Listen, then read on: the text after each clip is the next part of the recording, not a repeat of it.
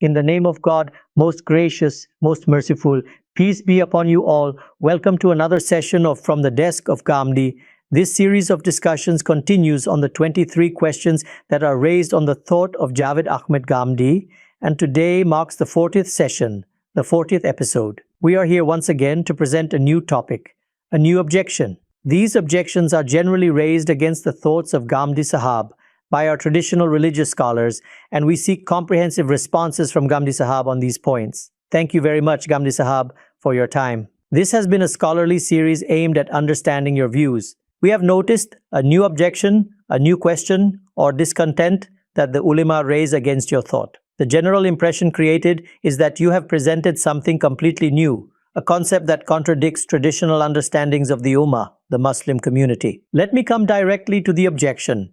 It is said that Ghamidi Sahab has declared only 5 things as haram, forbidden, and he insists on this alone. A listener of Ghamidi Sahab gets the impression that, according to verse 33 of Surah Al-Araf, there are only 5 forbidden things in the religion and the Islamic law, or Sharia. You have been asked about this in numerous settings, and you have consistently replied that God Almighty has stated that nothing apart from these 5 is forbidden, haram. My first and most fundamental question is this: when you say that only these 5 things are forbidden, haram, what exactly do you mean by that? And what about the extensive list of other forbidden acts mentioned in the Sharia? Do you accept them or reject them? First of all, one must understand the proper methodology for raising an objection. We are frequently asked questions and often respond briefly. If someone finds something unfamiliar or strange in the response, they should then ask, has this person said more on the subject? Has he written anything regarding the verse cited from the Quran? Has he addressed this topic in his books? Before objecting, it is essential to determine what the person's actual position is. You'll notice that this has unfortunately been a recurring problem with many who object to me. They do not feel the need to determine what my real standpoint is. They are not motivated by the intention of discovering what the basis of my view is, or how I have connected it to other foundational concepts. Their goal is simply to extract a statement and then use it for propaganda. This is why they resort to mockery and ridicule. Yes, such tactics may temporarily create a certain environment, but once people begin to research and study the arguments, it becomes evident where the objectors stand. I have clearly explained my position in my tafsir, exegesis. It is well known that I have written a comprehensive tafsir of the entire Quran. It is published in 5 volumes. The verse or verses upon which I have based my opinion are from Surah Al-Araf. Obviously, those verses are discussed there. I must have written about them, perhaps explained their context, or provided some background. In addition, I have also discussed this topic specifically in an article in my book Muqamat. So, the real question is, when you read or listen to the objections made by these scholars, do you find any reference to these writings? Have they studied them? Are they engaging with what I have actually said? Do they present my full position before critiquing it? No. Then I must appeal, although I am responding here, that the most important obligation upon both myself and my critics is this: if they want to save themselves from historical disgrace, and more importantly, from the disgrace in the court of God, then they should at the very least represent my position accurately. After that, they are free to criticize, to point out flaws, and to argue against my views, but they must first understand what has been said. Now, I want to state clearly that there are 2 ways of understanding the religion. One method is to collect individual commands. One command from one verse, another from another. One rule inferred from one hadith, another from elsewhere. And from this, long lists are made and books are compiled. The second method is to take the Book of God as the foundation and to try to understand the philosophy and wisdom behind the religion in its entirety. You begin by asking, where does it all start? What is the seed? And how does it grow into an oak tree? The goal is to see how the religion evolves into a great tree providing shade and guidance. You must try to grasp the whole structure, philosophy, and wisdom of it. Let me state it very briefly. The first and most important question answered by the Quran is, what is religion? What is the essential purpose that God Almighty had in mind? Why did He find it necessary to send guidance through revelation and prophets? Whether this guidance was given by embedding it in human fitra, natural disposition, or revealed in detailed form through the prophets. What is the ultimate objective? If you read the Quran carefully, God Almighty makes this abundantly clear. He has decided to settle human beings in an eternal world, a world where luxury will be everlasting and where even death will die. This is a tremendous declaration. God Almighty is the creator of the universe. He is your creator and mine. He can create a creature today and obliterate it tomorrow. Who can stop Him? We have no right over Him. Yet, He has given the glad tidings that after this world, there is another world in which He intends to settle us permanently. But this world is an examination hall, and success in this exam depends on one principle: who among you keeps himself pure? The term God Almighty uses in the Quran for this is tazkiyah, the purification. This is the objective of the entire religion. So what is religion in its essence? It is ibadah, servitude to God. And what is its purpose? Purification. To elaborate further, when the Quran describes how humans are born, it says, وَنَفْسٍ وَمَا سَوَّاهَا فَأَلْهَمَهَا فُجُورَهَا وَتَقْوَاهَا قَدْ أَفْلَحَ مَنْ زَكَّاهَا وَقَدْ خَابَ مَنْ دَسَّاهَا, by the soul and the one who proportioned it, then inspired it with discernment of its wickedness and its righteousness. He has succeeded who purifies it, and he has failed who corrupts it. This shows that the awareness of good and evil was already instilled in human nature. And when the Quran mentions the appointment of the Prophet, peace be upon him, it is explained as a continuation of this process. هو الذي بعث في الأميين رسولا منهم يتلو عليهم آياته ويزكيهم ويعلمهم الكتاب والحكمة. He is the one who raised among the unlettered people a messenger from among themselves, reciting to them his verses, purifying them, yuzakihim, and teaching them the book and wisdom. That same tazkiyah. Yes, this tazkiyah, the purification, is the very goal of religion. The Prophet, peace be upon him, was sent to recite the verses, the revelations of God, to teach the kitab, the law or scripture, to teach hikmah, the wisdom or the philosophy of ethics and belief, and purify the souls of his people. This is the foundation upon which everything else in religion is built. The same tazkiyah, the same thing has been repeated in some places, so it has been deferred to those contexts. What is the objective for which all of this has been given? It is tazkiyah. The goal to be reached is purification, tazkiyah. Our individual life, our collective life, our exterior and our interior are meant to be pure as per our Lord. The purer you make yourself, accordingly, your position in paradise will be assigned. This is the foundation of the religion. Now arises the next question. The next question that arises is, in which sphere is this purification to be achieved? It should be pinpointed and explained.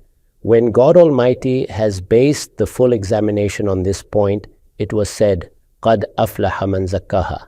He has certainly succeeded who purifies it. And it was said, قَدْ أَفْلَحَ مَنْ تَزَكَّى. He has succeeded who purifies himself. When the whole test is based on this, then it must be clearly identified. When you locate this in the Quran, then we come to know that there are four things which, in reality, bring into existence the content of the whole religion. Whatever commands and instructions have been given to you, keep this in mind. With respect to the commands, the religion is the collection of two things: awamir, the commands, and nawahi, the prohibitions. Some things are instructed to be done, and some things are forbidden. So whatever commands God Almighty has given, or in plain words, you may say Sharia, the divine law, has been given, all of them are divided under four headings. From where have these four headings come? From reading the Quran. When you make a complete list of the commands of God Almighty, whether they are stated in the Quran or they are found in the Sunnah, the practices of the Prophet, or among the topics explained by the Prophet, peace be upon him. So what is the methodology? There are only two ways: either an author, a researcher, a theologian, a jurist, a philosopher, or a sage, when they state their point, categorize it themselves, or you, while keeping all its points in view, ascertain it through exploration. So, when, keeping all the commands in view, you proceed according to the idea that purification is the objective, the aim, the target, what is to be achieved in this world? Purification. What will be its consequence? Salvation, falah, God's pleasure, ridwanum minalillah, which will be expressed in terms of paradise in the form of firdaus, the highest level of paradise. This point is clear. Yes. Now, keeping this in view, see what are those four things. Purification of the body. Purification is to be achieved. It is not one of those vague concepts where people ask, what is that tazkiyah we have to strive for? The Quran details it. The commands of purification of the body. You will be given instructions on how to keep your body purified. What is the intent? Please take out that list I have compiled from the Sunnah: to shave the hair below the navel, to trim the mustaches, to circumcise children, to clean the teeth, to perform istinja, purification after relieving oneself, to perform wudu, ablution for the sake of God, to perform ghusl, full ritual bath when janaba, ritual impurity after intercourse occurs, to bathe the dead before burying them. So what are these? These are the commands for purification of the body. This is one category. You may have noticed that when you pick up a book on fiqh, Islamic jurisprudence, or a hadith book such as those in Sunan, the first chapter is Kitab al-Tahara, Book of Purity. Therefore, the discussion starts from here, because the first thing that comes forth is the body. The second thing is the purification of eatables. We consume food. The Quran uses a beautiful expression in this context, وَيُحِلُّ لَهُمُ الطَّيِّبَاتِ وَيُحَرِّمُ عَلَيْهِمُ الْخَبَائِثِ, and He makes lawful for them the pure things and forbids them the impure. All the pure and wholesome things have been made permissible, and all the impure or harmful things are forbidden.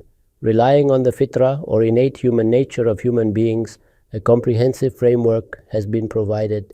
So what does purification refer to here? Purification in eating and drinking, in consumables. Among the things created for consumption, you will select the tayyibat, the pure. You won't opt for the qabaith or the impure. Now, how are impure foods to be ascertained? Some aspects are very obvious. Something that instantly repels you upon sight, for example, excrement. You are naturally repulsed and intuitively understand it's not to be consumed. Similarly, certain animals or birds appear harmful, scorpions, snakes. There is an innate revulsion. Going further, a psychological aversion also develops, reinforcing this. There is also a clear division in animals whose flesh we consume between predatory beasts and domesticated animals. Predators like tigers and leopards tear their prey. They are beasts of prey. Among birds, a similar division exists. In aquatic creatures as well, some are peaceful and soft, while others invoke repulsion.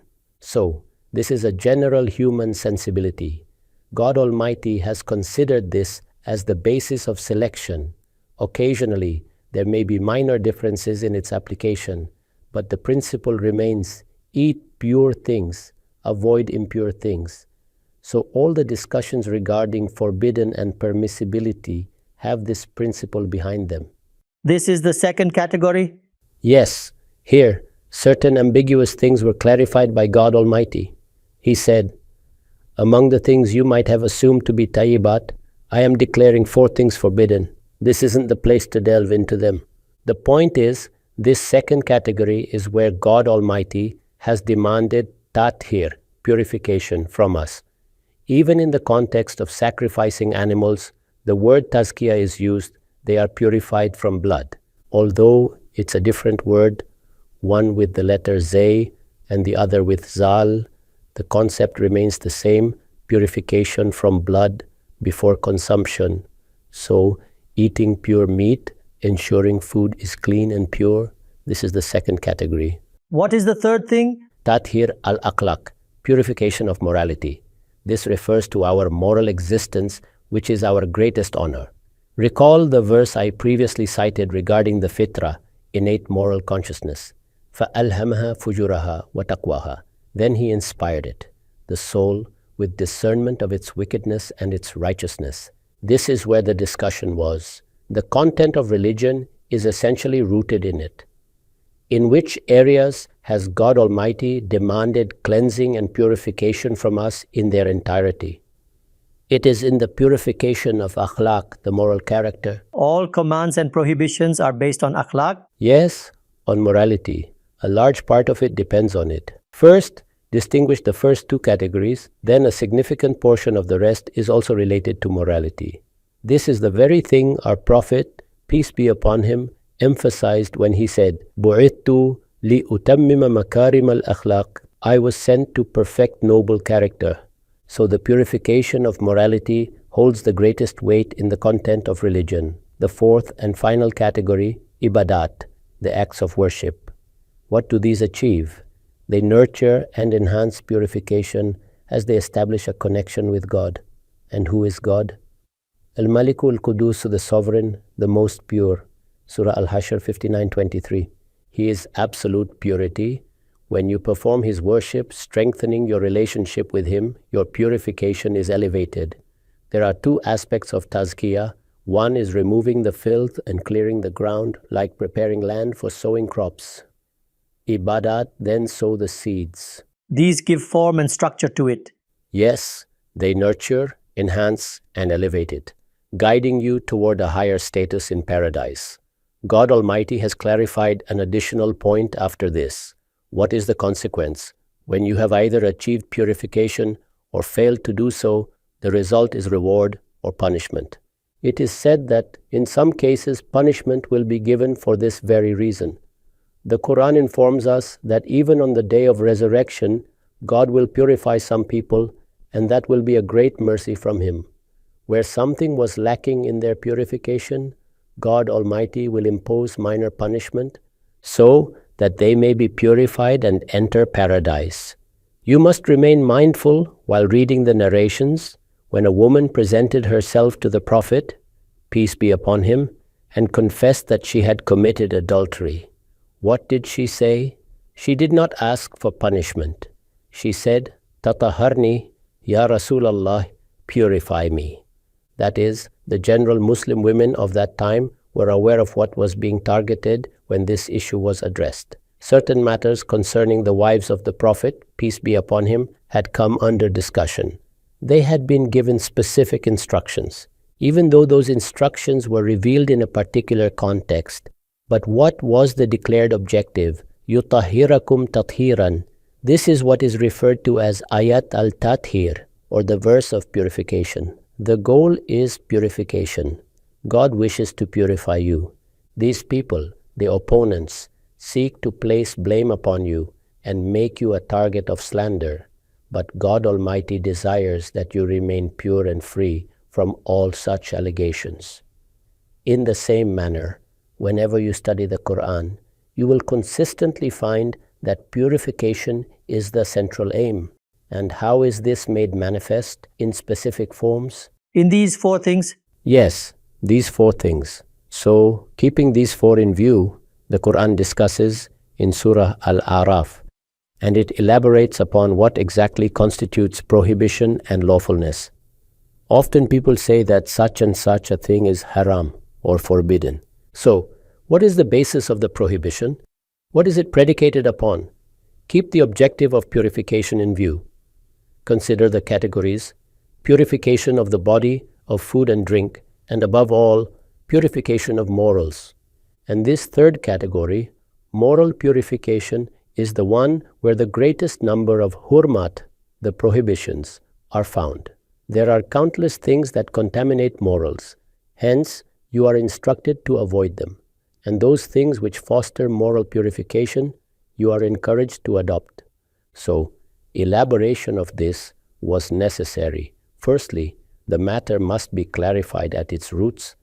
When I use the phrase clear at the roots, this is in fact the marvel of the wisdom and philosophy of the Quran. It first states the objective, then it clarifies the basis upon which the commands are built. So, what is the basis of commands related to food and drink? It is whether things are tayyib or pure and wholesome, or kabith or filthy and impure. That entire debate is therefore rendered unnecessary, the one people often raise, saying, if something is haram, there must be harmful side effects to the body, or it must contain harmful bacteria or toxins. The hygienic angle. Or that we simply do not know what might happen as a result of it. This is not the concern of religion.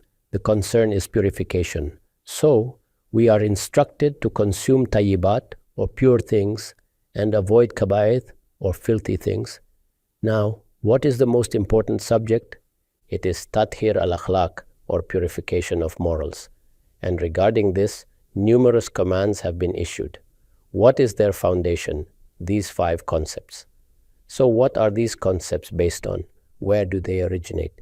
For instance, God Almighty says, among the tayyibat, if something is mistakenly consumed, I have clearly forbidden 4 things. This is mentioned in Surah Al-An'am, Surah An-Nahl, and Surah Al-Baqarah. What is the basis of this prohibition? The distinction between pure and impure. And what is the objective? Tazkiyah, or purification. Therefore, those who wish to understand religion must begin by understanding that religion is not a random collection of cold legal commands. Its philosophy and wisdom must first be comprehended in light of the Quran. Tazkiyah or purification are made the primary goal. After that, its categories are delineated, then the commands are issued. But even before the commands, there is a need to understand the underlying principles. That is, what is the foundation of the entire Sharia, the divine law? It is tazkiyah. Within it, the commands concerning tahara, or ritual and physical purification, are commonly understood by people like you and me. When we speak of cleanliness, the idea is easily grasped. Regarding food and drink, the distinction must be maintained between the tayyibat and the khaba'ith. And regarding akhlaq, the Quran tells us what qualities God Almighty does not wish to see in us. So this means that all moral restrictions are based on that foundation alone. So I have presented you with an introduction to how religion is to be understood.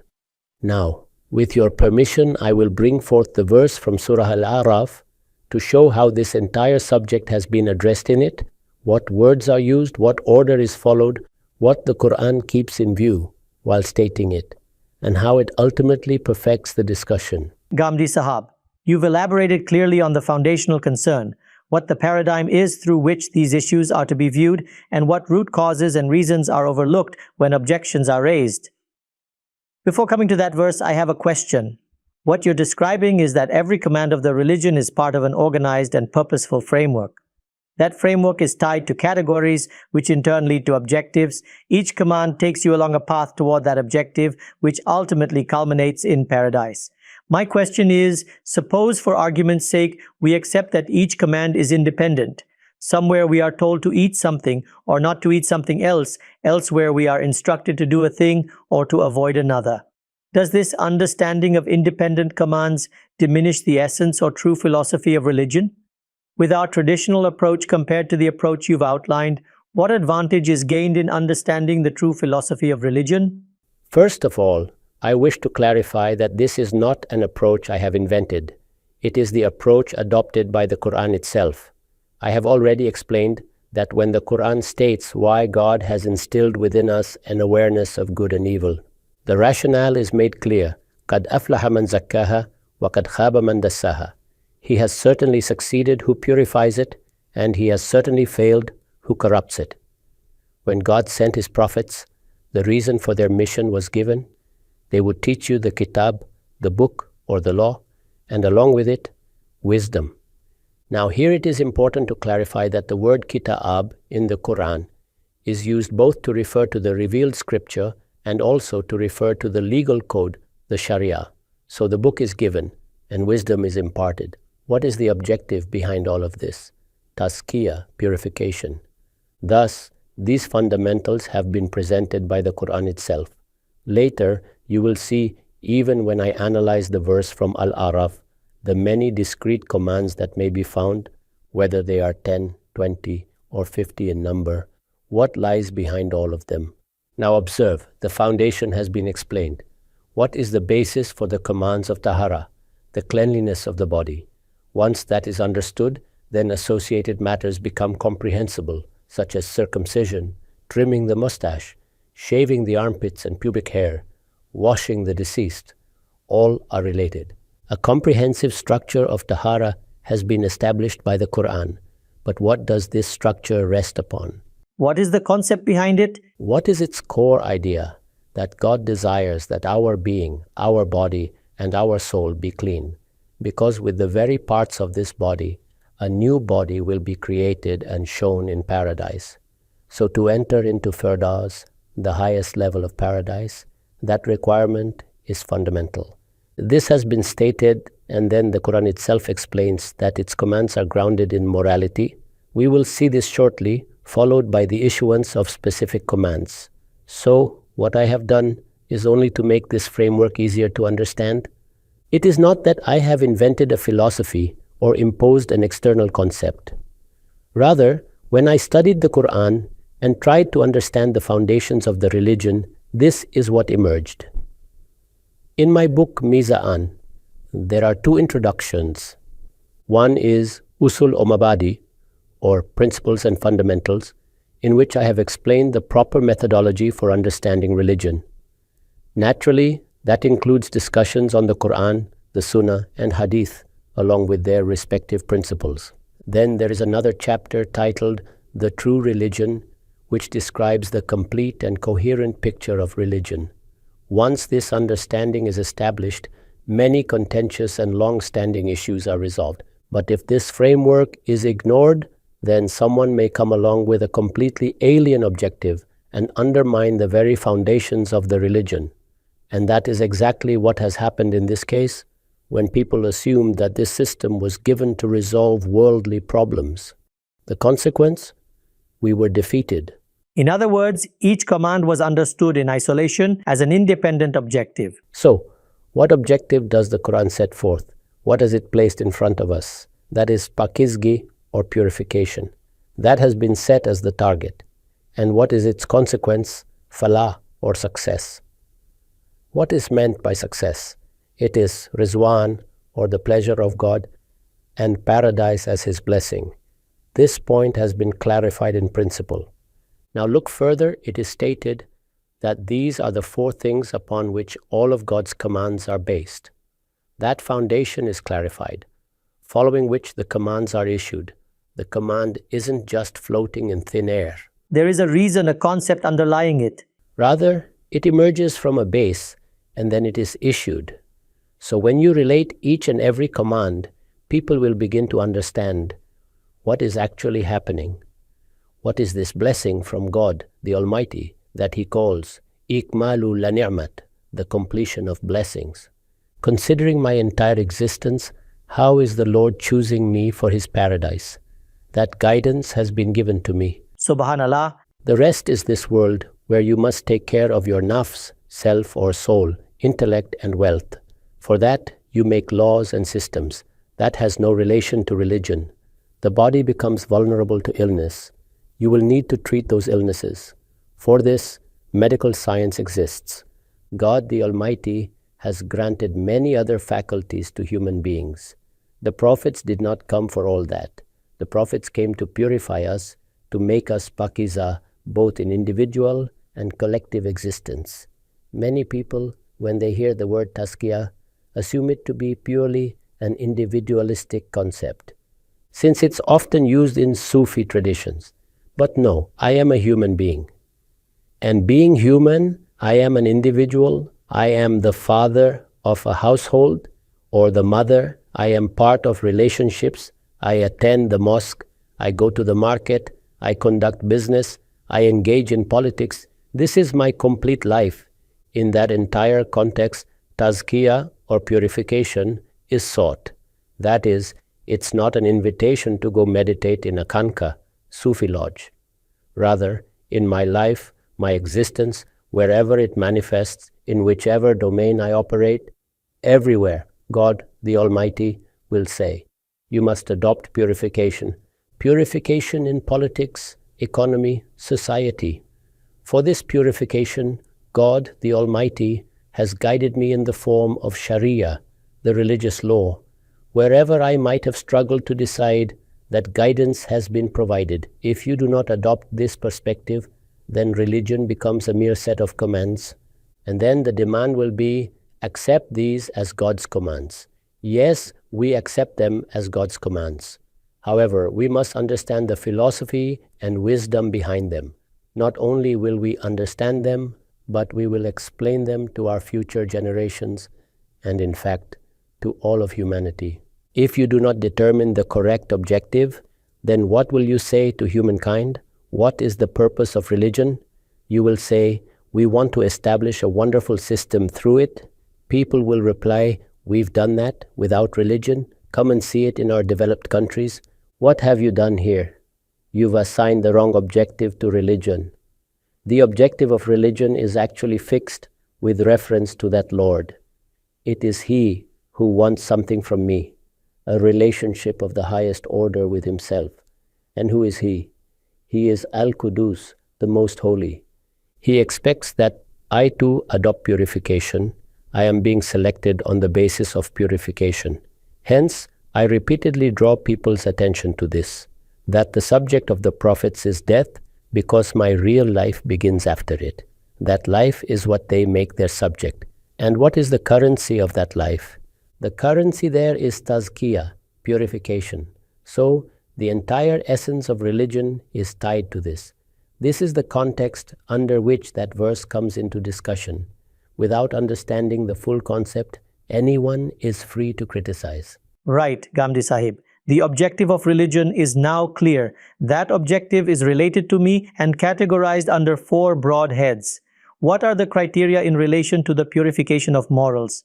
What are those criteria, principles, and concepts that the Quran provides? This is the context in which this verse is discussed. What is the verse? What is the context behind it? What is it actually saying? I've said before, these are the verses of Surah Al-Araf. They begin from verse 31. The point under discussion here, obviously, its context must first be understood, and that context itself holds great insight. When people create a religion, they conceptualize a religion. One scenario is religion is given by God, religion that is naturally imbibed within me. And to clarify and expand that intuitive religion, God sent the prophets. And the religion that emerged through them is what we call Islam. We shall discuss that. However, people have also created religions. All religions rooted in mysticism are religions made by human beings. Even in these mystical religions, the word tazkiyah is used. There too, certain renunciations are demanded. All these ideas also appear in human-made religions. Just like in the world, we create an ism based on worldly concerns. We say, this is part of communism and this isn't. This is part of socialism and this is excluded. These are demands of capitalism and these aren't. In the same way, when people create religion, they too reflect. How should life be? What should its aim be? They try to determine all this. Accordingly, they also formulate a complete Sharia, but it is a Sharia made by human beings. At every step, this man-made Sharia contradicts the true Islam. And sometimes, when the followers of a particular religion begin to approach the true religion of God, they try to merge both traditions. This was the situation when the Prophet Muhammad, peace be upon him, was appointed. Among the mushrikeen, the polytheists, certain religious customs had formed. Even though Sufi traditions had not yet emerged, certain religious elements had taken the form of superstition. One case is where the entire religion is built outside of Islam, what I call a parallel religion. Another is when the original religion exists, but innovations are introduced due to outside influences. These human-made religions had one such notion. When a person comes to the mosque, when he enters the court of God, when he intends to perform worship, naturally, the Kaaba was there, and they were its custodians. So when someone came to the haram, sanctuary, he had to leave the world behind. Worldly appearances, elegant clothing should be avoided. This led to practices like performing circumambulation, naked gaining prominence. It was in this context that God, the Almighty, revealed, Ya bani Adama khudu zinatakum inda kulli masjidin wa kulu washrabu wa la tusrifu innahu la yuhibbu al-musrifin. O children of Adam, take your adornment at every masjid and eat and drink, but do not be excessive. Indeed, he does not love the extravagant. First, this was a critique. The entire framework was flipped. Their idea was the body is a web of desires. Clothes are symbols of pride. Shed these. Meditate like a yogi. Go to jungles. These ideals were pursued by Sufi religions. The goal was monasticism or Rabbaniya. But the Quran stated, take your adornment when you come to the masjid. Similarly, with regard to eating and drinking, in Sufi religions, there's a concept that to attain nearness to God, one must reduce food, speech, and sleep. Even permissible and pure foods are viewed as delusions. However, the Quran said, Kulu washrabu wala tusrifu. Eat and drink, but do not be excessive. That is, to clarify the nature of God's religion. This was a fundamental correction. I won't go into further detail now, since this is just background to clarify context. Innahu la yuhibbu al-musrifin. Indeed, he does not love the extravagant. So the message was clear. My religion is based on moderation. It aligns with human fitra, the innate disposition. It is designed according to the genuine needs of human beings. None of this exists in human-made religions. There is no prohibition of food or drink, no glorification of starvation, sleeplessness, or austerity, no branding of adornments as worldly distractions. All of that is absent. So, when you come to my masjid or into my presence, then come adorned. And thereafter, a very firm tone is adopted, because people were persistent in their invented notions. It is said, قُلْ مَنْ حَرَّمَ زِينَةَ اللَّهِ الَّتِي أَخْرَجَ لِعِبَادِهِ وَالطَّيِّبَاتِ مِنَ الرِّزْقِ.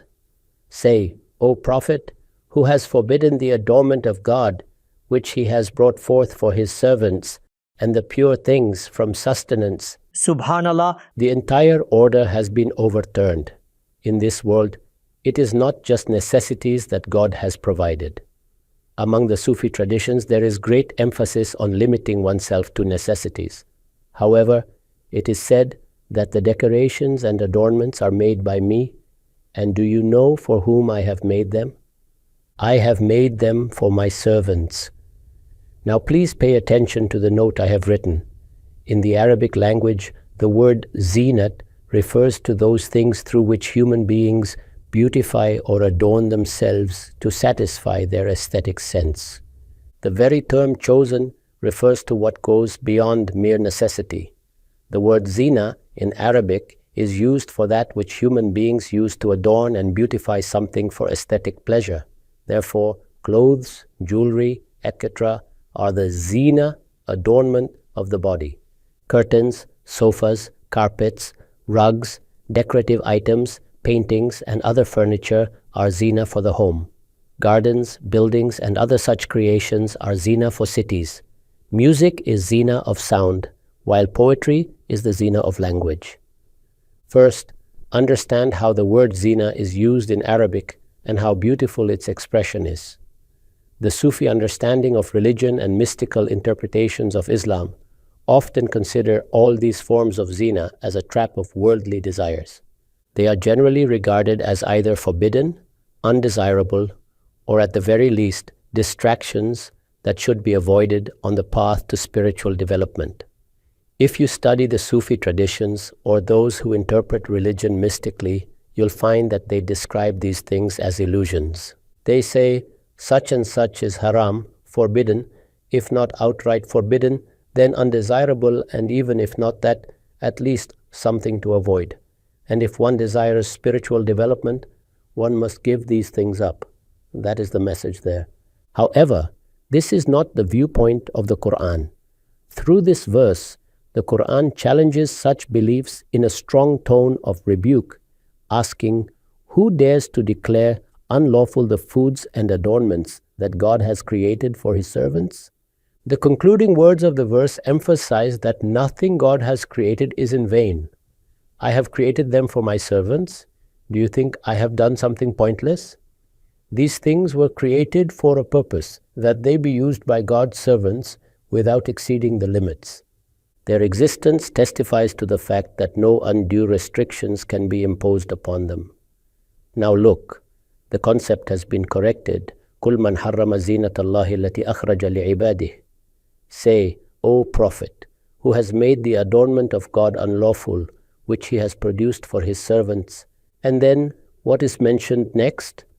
وَالطَّيِّبَاتِ مِنَ الرِّزْقِ, and the pure things of sustenance. Earlier, it was stated, eat and drink.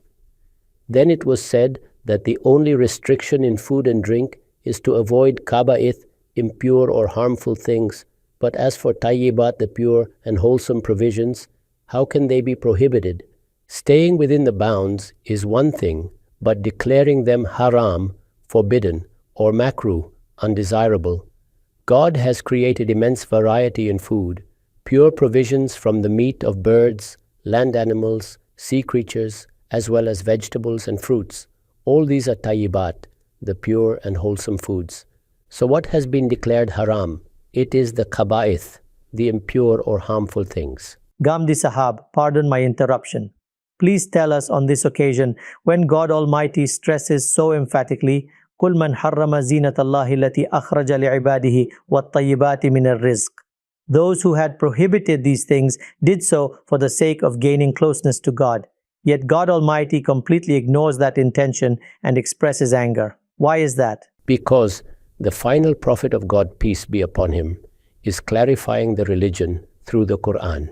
And if, in defiance of that, something else is sustained or retained, then such innovations would become normalized within religion. Now, mercy or empathy for such people is hinted at in Surah Al-Hadid, but that is another matter. So it is said, ask them, O Prophet, who has made the adornment of God unlawful, which He created for His servants, and who has forbidden the pure provisions for consumption. Now observe, who has declared the pure things forbidden? When God Almighty asks this, what does it imply? It implies that in the matters of food and drink, only tayyibat, the pure things, are halal, lawful. The kaba'ith, the impure things, are not halal. That has been made clear. And what method is used to clarify it? No long list is required, just the word tayyibat conveys the point. This is the elegance and brevity of the Quran, a masterful way of elaborating profound truths. Now listen to what comes next. قُلْ هِيَ لِلَّذِينَ آمَنُوا فِي الْحَيَاةِ الدُّنْيَا خَالِصَةً يَوْمَ الْقِيَامَةِ. Say they are for those who believe in the life of this world and will be exclusively theirs on the day of resurrection. A question arises here, doesn't it? That, okay, God has created all these blessings, but shouldn't the people of faith aspire for the hereafter rather than indulge in worldly luxuries? It is said, I have made these things for those who have faith. In contrast, those who deny faith enjoy them only because of the believers. The provisions were essentially meant for the believers. Yes, I created these blessings for the people of faith. The disbelievers benefit from them only because of the presence of the believers. And on the day of judgment, these blessings will be reserved solely for the believers. In this world, both enjoy them, but in the next world, only the people of faith will partake. Then God says, most magnificently, كَذَلِكَ نُفَصِّلُ الْآيَاتِ لِقَوْمٍ يَعْلَمُونَ. Thus we detail the signs for a people who understand. I say to my critics as well, please try to understand matters in this depth before raising objections. God has explained His signs and declared, this is how things are. On this too, I have written a brief note.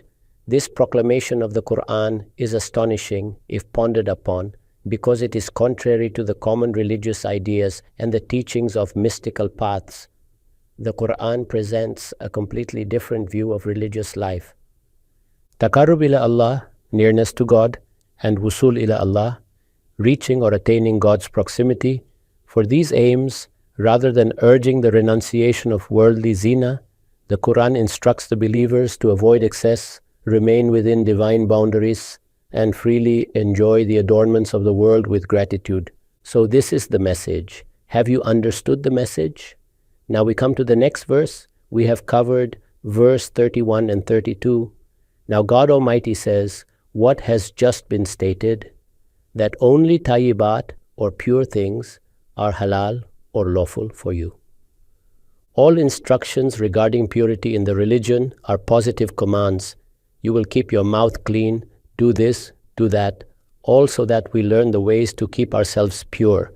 And it has been stated above, tayyibat are halal. Do not go near khabaith. That same concept I mentioned earlier, now comes its elaboration. Now we are reaching the point where the purification of morals is discussed, and God identifies the things that are truly forbidden. What is the standard or concept behind it? What is the basis?